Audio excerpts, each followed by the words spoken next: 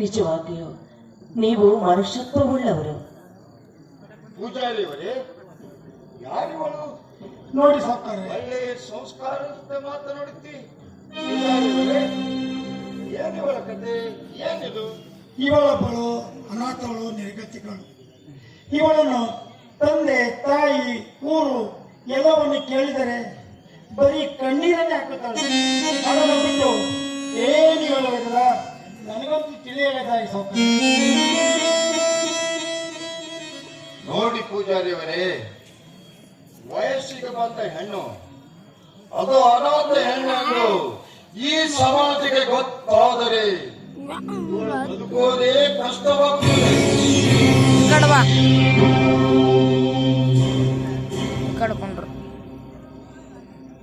ಸತ್ತ ಪ್ರಾಣಿಯ ವಾಸನೆ ಹತ್ತು ಕಾಗಿಗಳಿಗೆ ಬಹುಬೇಗ ಬಡಿಯುತ್ತದಂತೆ.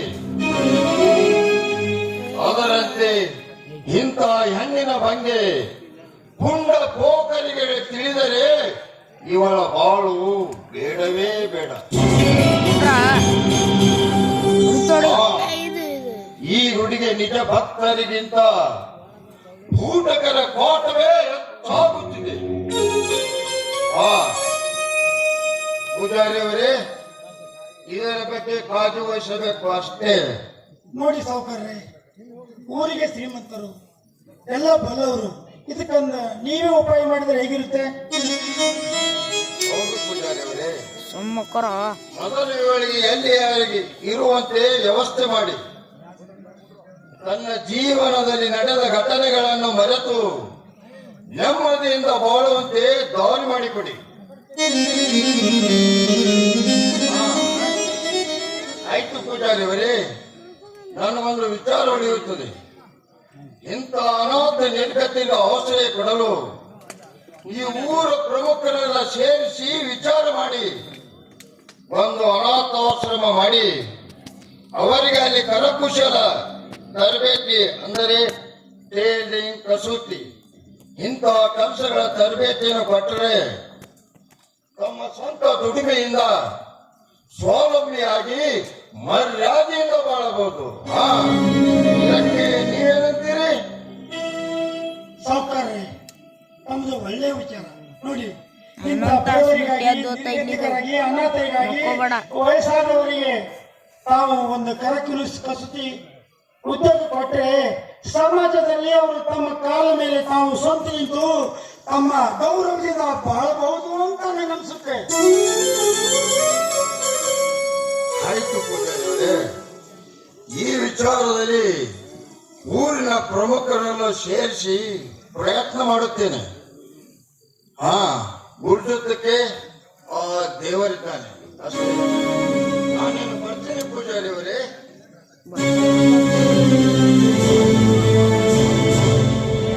ಮತ್ತೇನು ದೇವಸ್ಥಾನಕ್ಕೆ ಬಂದಿದ್ದೀರಲ್ಲ? ಹೌದು, ನಾನು ದಿನಾಲೂ ದೇವಸ್ಥಾನಕ್ಕೆ ಬರುತ್ತೇನೆ.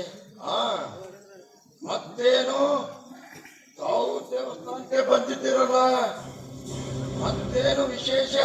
ವಿಶೇಷವೇನಿಲ್ಲ, ಪೂಜಾರಿಯವರ ಜೊತೆ ಮಾತನಾಡುವುದಿತ್ತು, ಅದಕ್ಕಾಗಿ ಬಂದೆ ಅಷ್ಟೇ. ಮಾತಾಡಿ, ನಾನಿನ್ನು ಬರುತ್ತೇನೆ.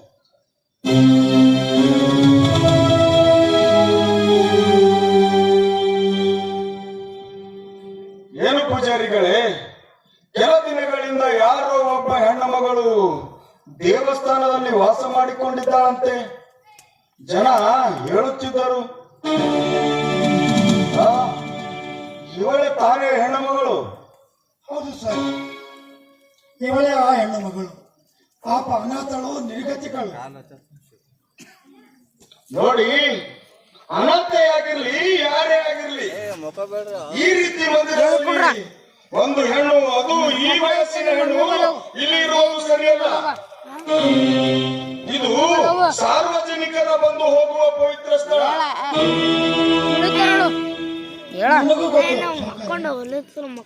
ಇವಳ ಅನಾಥೆಯರು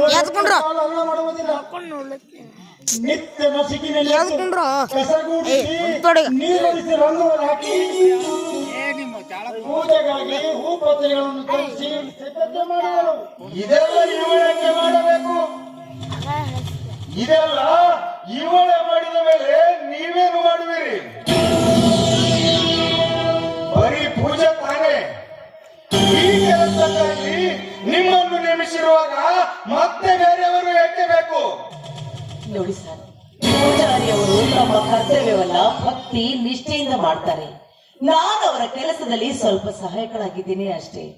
ಇಷ್ಟಕ್ಕೂ ನಾನು ದೇವರ ಸೇವೆ ಮಾಡಿದ್ರೆ ತಪ್ಪೇನಿದೆ? ನಿನ್ನ ಸೇವೆ ಏನೂ ಬೇಕಾಗಿಲ್ಲ.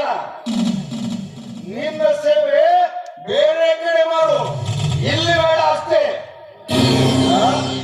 ಯಾವಳೋ ಏನೋ ಎಲ್ಲಿಂದಲೋ ಬಂದು ಈ ಪವಿತ್ರವಾದ ಮಂದಿರಕ್ಕೆ ಕಳಂಕದ ಮಸಿಯ ಬಳಿಯಬೇಡ. ನೋಡಿ ಸರ್, ನೀವು ಹಾಗೆಲ್ಲಬೇಡಿ. ನೀನು ತಿಳಿದಂತೆ ಅಪಾರ್ಥ ತಿಳ್ಕೊಂಡಂತೆ ಅವಳ ಹೆಣ್ಣು ಮಗಳು ನೀವು ಅಪಾರ್ಥ ಭಾವಿಸಿದ್ದೀರಿ. ಇವಳಂತವಳೇ ಆಗಿರ್ಲಿ, ನಿಮಗೇನಾಗಬೇಕಾಗಿದೆ? ಊರ ಜನ ಇವಳ ಬಗ್ಗೆ ನನ್ನ ಮುಂದೆ ಮಾತನಾಡಿಕೊಳ್ಳುತ್ತಿದ್ದಾರೆ. ಇಲ್ಲಿವರೆಗೂ ನೀವು ಊರಲ್ಲಿ ಒಳ್ಳೆ ವ್ಯಕ್ತಿ ಅನಿಸಿಕೊಂಡಿರಿ. ನಿಮ್ಮ ಬಗ್ಗೆ ಊರ ಜನ ಒಳ್ಳೆ ಅಭಿಮಾನ ಇಟ್ಟಿಕೊಂಡಿದ್ದಾರೆ. ಇದನ್ನು ಉಳಿಸಿಕೊಳ್ಳಬೇಕಾದರೆ ಮೊದಲು ಈ ಹೆಣ್ಣನ್ನು ಈ ಮಂದಿರದಿಂದ ಹೊರಗೆ ಹಾಕಿ. ಸಾಧ್ಯವಿಲ್ಲ. ನನಗೆ ಕರುಣೆ ತೋರಿ ಅನಾಥತೆ ಇವಳನ್ನು ರಕ್ಷಣೆ ಕೊಟ್ಟು ಈಗ ಇವಳನ್ನು ನಡುದಾರಿಯಲ್ಲಿ ಬಿಟ್ಟರೆ ಮೆಚ್ಚನು ಆ ಭಗವಂತ. ಭಗವಂತ ಮೆಚ್ಚನಾರನೆಂದು ಉತ್ತರಂತೆ ಮಾತನಾಡಿ ಇವಳನ್ನು ಇಲ್ಲೇ ಇಟ್ಟುಕೊಂಡರೆ ಇವಳೊಂದಿಗೆ ನಿನ್ನನ್ನು ಇಲ್ಲಿಂದ ಹೊರ ಹಾಕಬೇಕಾಗುತ್ತದೆ. ನಾನು ಈ ದೇವಸ್ಥಾನ ಟ್ರಸ್ಟ್ ಕಮಿಟಿ ಅಧ್ಯಕ್ಷ. ಹೆಣ್ಣೆ, ಯಾವ ವಿಷಯಗಳಿಗೆ ಎಲ್ಲಿ ಕಾಲಿಟ್ಟಿಯ ನೋಡು, ಊರಿಗೆ ಹಿರಿಯರನಿಸಿದ ಪೂಜಾರಿಯ ಮರ್ಯಾದೆಯನ್ನು ಹಾಳು ಮಾಡಬೇಡ. ನಾಳೆ ಗುಡಿಗೆ ಬರುವುದರೊಳಗಾಗಿ ಇವಳನ್ನು ಇಲ್ಲಿಂದ ಹೊರಟು ಹೋಗಲೇಬೇಕು. ಇಲ್ಲವಾದರೆ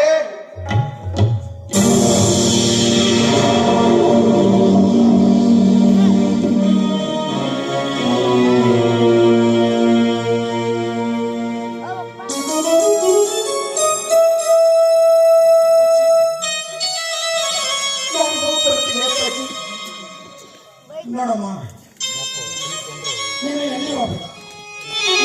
ಕರೆದಲ್ಲಿಗೆ ದೈವ ದಾರಿ ತೋರಿಸಿದಲ್ಲಿಗೆ ನನ್ನಿಂದಾಗಿ ಈ ಊರ ಜನರ ಪ್ರೀತಿ ಆದರವನ್ನ ನೀವು ಕಳೆದುಕೊಳ್ಬಾರ್ದು. ನೋಡಿ, ನಾನು ಇಲ್ಲೇ ಇದ್ರು ಈ ನಿಮ್ಮ ಆಶೀರ್ವಾದ ನನ್ನ ಮಾನ ಮರ್ಯಾದೆ ರಕ್ಷಿಸುತ್ತದೆ. ಕೈ ತರಬೇಡ.